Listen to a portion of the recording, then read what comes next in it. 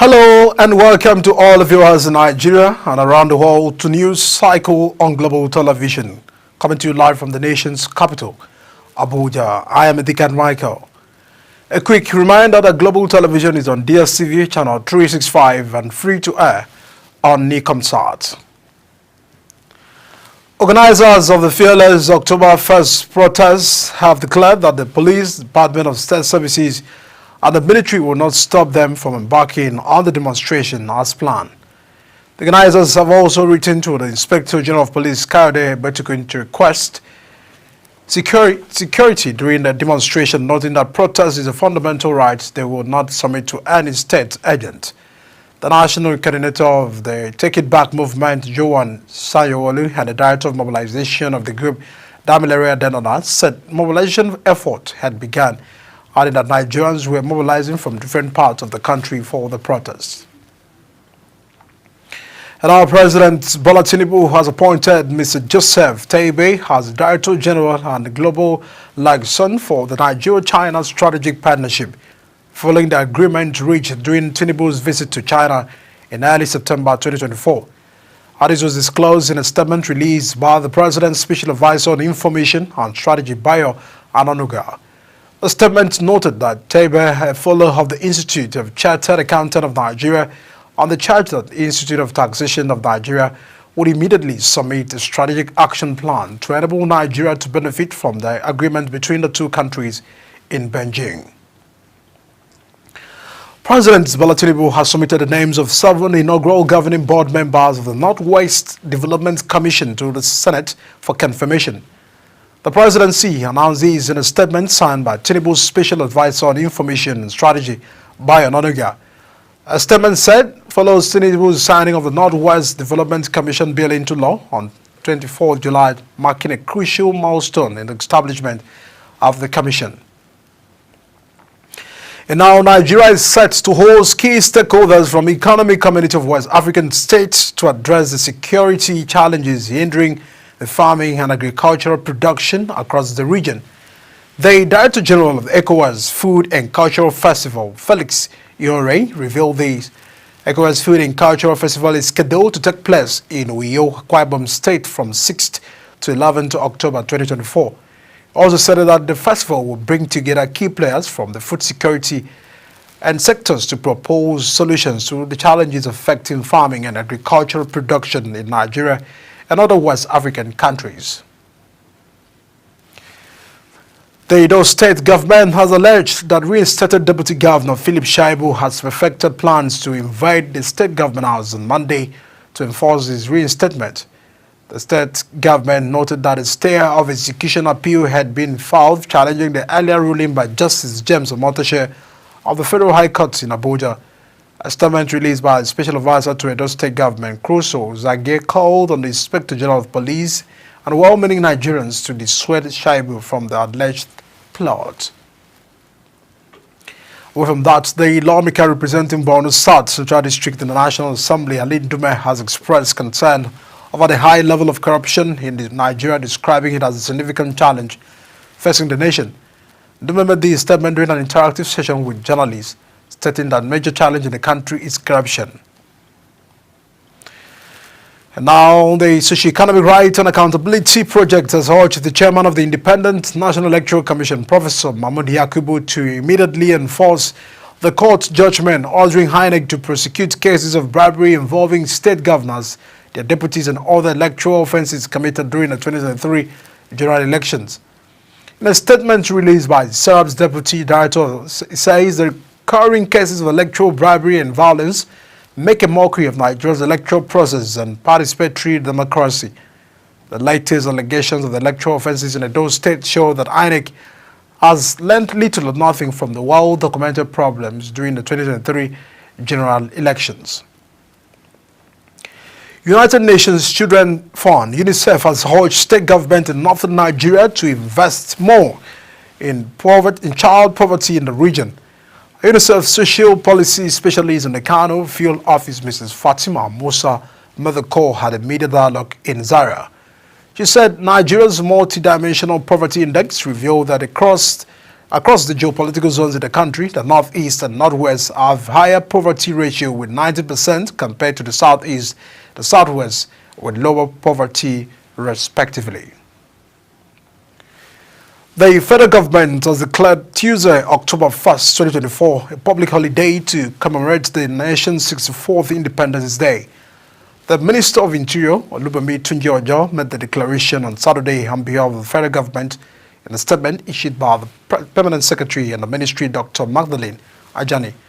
Tunji-Ojo congratulated Nigerians at home and abroad on the occasion and praised the patient and hardworking Nigerian men and women, stating that their sacrifices would not be in vain. He reiterated the need for Nigerians to reflect on the labor of the heroes past and be inspired for the task ahead. And now the national chairman of the All Progressive Congress, Abdullahi Ganduje, has donated 20 million naira to families of 5 police officers who died in car accident while returning to Kano from the just concluded Edo governorship elections. While condoling the families and the entire people of Bechi, Ganduje expressed shock and sadness over the death of the 5 officers. Global TV correspondent Idris Jibrin was there and now has a report.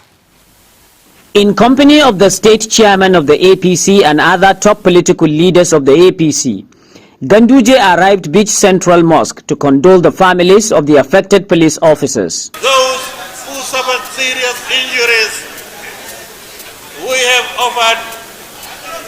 given them each 1 million naira. Those who lost their lives, we have given their families 2 million naira each. This is just to reduce their hardship. Beyond this is to equally support widows of the deceased and those who were injured during the accident. According to Ganduje, the accident was a sad moment not only to the police force, but to him personally and the nation in general.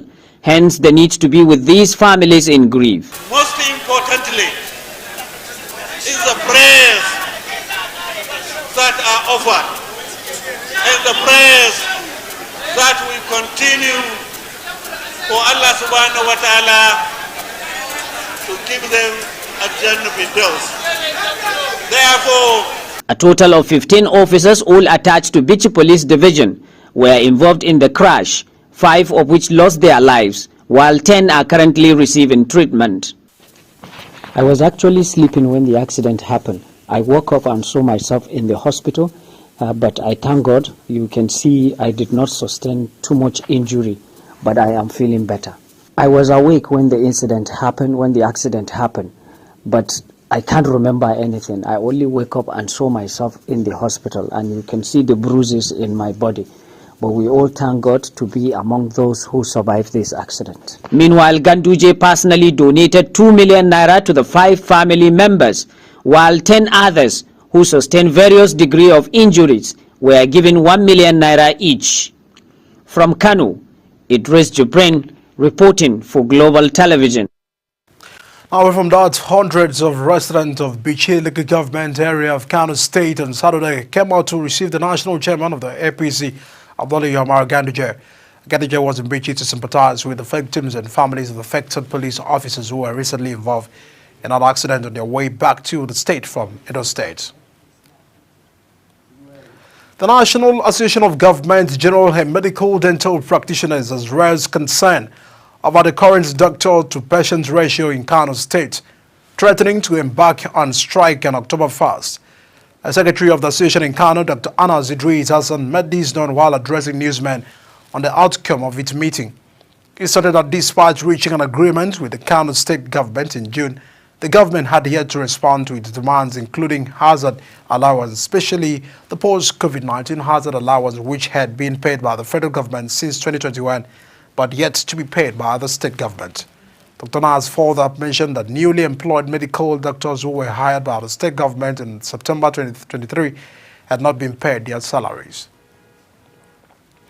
The Ogun State Police Command on Sunday confirmed that a 35-year-old zoo worker at Olusegun Obasanjo Presidential Library at Abeokuta Babaji Daula was on Saturday killed by a lion. A spokesman for the State Police Command, Omotola Odutola, disclosed this in a statement sent to journalists on Sunday. The Bauchi state-born lion handler was said to have forgotten to secure the locks and barricade the lion's enclosure before approaching the cage to feed the animal. The Kogi State Commissioner of Police, Bertrand Onanowa, has advised those planning to stage a protest on October 1st to reconsider and give the government more time to address the nation's economic challenges. The Commissioner made this appeal during an engagement with the executive of the Take It Back Movement Kogi State chapter at the command headquarters in Lokoja. A statement issued earlier today, September 29, while the police public relations officer William Aya said that the Commissioner of Police advised the group to reconsider their planned protest and give the government more time to fix the economy of the country. And our more to party affairs, the crisis rocking the People's Democratic Party in Benue State has deepened as the party stakeholders known as G14 have informed the former governor of the state, Senator Gabriel Suzwan, to resign his membership if he so desired.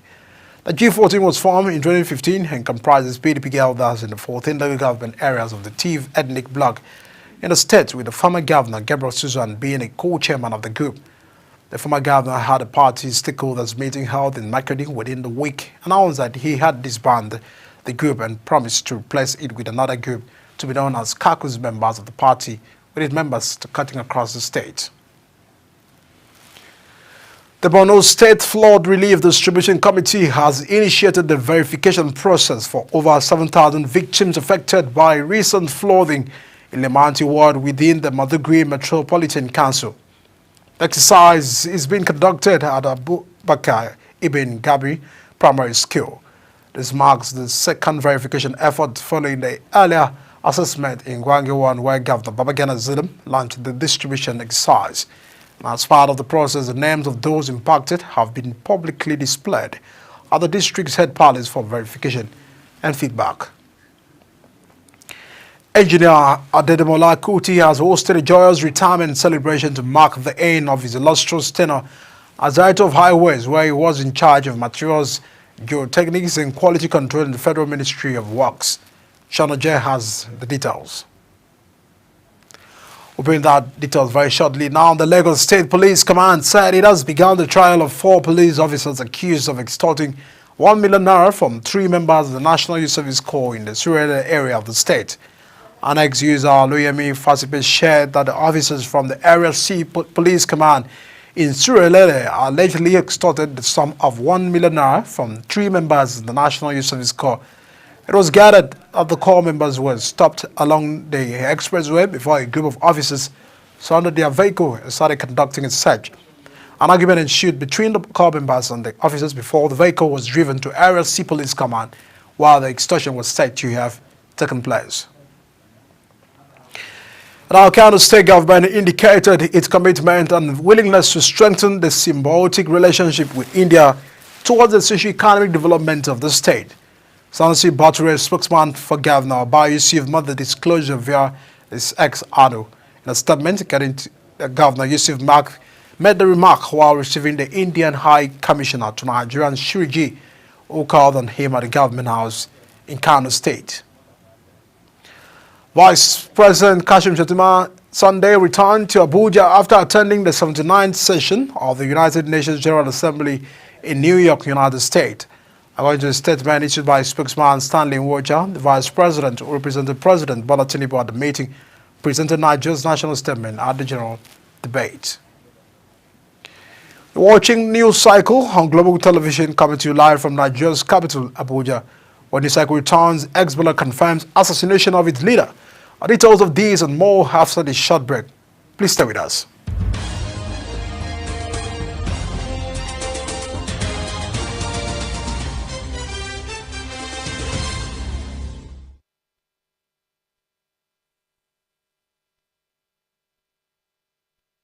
You're watching live the News Cycle here on Global Television. Many thanks for staying with us. And now to business. The Nigerian Railway Corporation has announced plans to investigate allegations of ticket racketeering involving some officials on the Abuja-Kaduna train service. The corporation's Deputy Director of Public Relations, Yakub Mahmoud, disclosed this in a statement issued in Abuja. Mahmoud revealed that some officials have been exploiting passengers' difficulties with the online booking platform to engage in ticket racketeering. The statement says information reached the management of the airlines regarding passengers' difficulties in obtaining tickets online, leading to ticket racketeering on the Abuja-Kaduna train service in recent times. The Federation Allocation Accounts Committee has deducted 622.75 billion naira in 15 months to repay loans disbursed to farmers under the Anchor Borrowers Program. The Anchor Borrowers Program of the CBN was established in November 2015 to create economic linkages between smallholder farmers and anchors. According to the Federal Account Allocation Committee Revenue Disbursement Report obtained, the government deducted 45.52 million naira every month from May 2023 to July 2024, totaling 622.75 billion in 15 months. However, the repaid amount remains insignificant to the standing payment of 450.90 billion naira owed to the CBN as of March 2024. Now determined to consolidate ongoing effort of supporting the growth of small businesses, Nigeria's First Lady Senator Oluremi Tinubu has provided financial support to 1,000 women PD traders in the 23 local government areas of Rivers State. Senator Tinubu is the national chairman of the Renewed Hope Initiative, under whose auspices the grants were coordinated. Wife of Rivers State Governor Lady Valerie Fubara, who is also the coordinator of the Renewed Hope Initiative in the state, presented checks for the 1,000 beneficiaries who received 50,000 naira each at the Banquet Hall of Government House in Port Harcourt. The Poultry Association of Nigeria, Lagos State, has recommended diversification and efficiency measures to address the sector's challenges, which hamper food security and sustainability. The Parkland chairman, Majid Iola, called for collective action to safeguard the future of poultry farming during the association's conference held on Wednesday in Lagos with the theme Poultry Association of Nigeria. Now, the Nigerian Port Authority has developed a port emissions inventory aimed at tracking and reducing greenhouse gas emissions across the country's port activities. The managing director, Abubakar Dantasho, commented on the development recently in Lagos at the 2024 World Maritime Day with the theme Navigating the Future, the Safety First. Dantasho was represented by the Executive Director of Engineering and Technical Services, Ibrahim Omar, warned that the growing international maritime trade accounting for roughly 3% of global CHQ emissions presented environmental and economic risks for Nigeria if not addressed. In the foreign scene, Pope Francis has called for an immediate ceasefire in the martyred Lebanon and the wider Middle East on Saturday as he ended a 3-day visit to Belgium, calling on all parties to immediately cease fire in Lebanon, Gaza, arrest of Palestine and Israel. The Argentinian pontiff, 87, told an open-air mass in Brussels as Israel continued to target the Hezbollah armed group in Lebanon. Meanwhile, Hezbollah has confirmed the killing of its leader, Hassan Nasrallah, in a massive air attack on densely populated neighborhood of Beirut on Friday evening that reduced the several residential buildings to rubble. As Israel continues its bombing campaign, the Lebanese group says it will continue to confront Israel in support of Gaza and in defense of Lebanon. Analyst Trita Parsi says Iran's unwillingness to relieve the military pressure on Hezbollah stems from the Tehran's belief that Israel is seeking a much larger war. At least 43 people have died and millions left without power as Hurricane Helene rolled through the southeastern U.S. Officials continue daring rescues with boats, helicopters, and large vehicles to help those stranded in the flood waters, including about 50 workers and patients who crowded on the roof of the flooded Tennessee hospital. It was the most powerful storm on record to hit Florida's Big Bend and moved north into Georgia and the Carolinas after making landfall overnight. More on that, now still in the mountains of Indian-administered Kashmir, Shupian, once a north bed of militancy, sees a steady stream of voters entering a polling booth. The former state of Jammu and Kashmir, now divided into two federally administered territories, is holding its first assembly election in a decade. The third and last phase of voting is on Tuesday and result will be declared on October 8. Since the 1990s, an armed separatist insurgency against Indian rule in the region has claimed thousands of lives, including those of civilians and security forces. Now to sports. Argentina's World Cup winning goalkeeper Emiliano Martinez has been banned for 2 matches by FIFA for offensive behavior in the Argentine Football Association announced on Saturday. A 32-year-old Aston Villa star was also found guilty of violating principle of fair play in the two separate episodes. Martinez was found to have violated FIFA's code of conduct while holding a replica of the Copa America trophy to his girl after the World Cup qualifier win over Chile on September 5th. And that's a package on News Cycle coming to you live from Nigeria's capital, Abuja. We're on DSTV channel 365, Star Times channel 276, and free to air on Nicomsat. Kindly follow us on all social media platforms using @Global TV NG and all the handles now shown on the screen. I'm Edika Mike. Many thanks for watching and stay with us on News Cycle. See you again.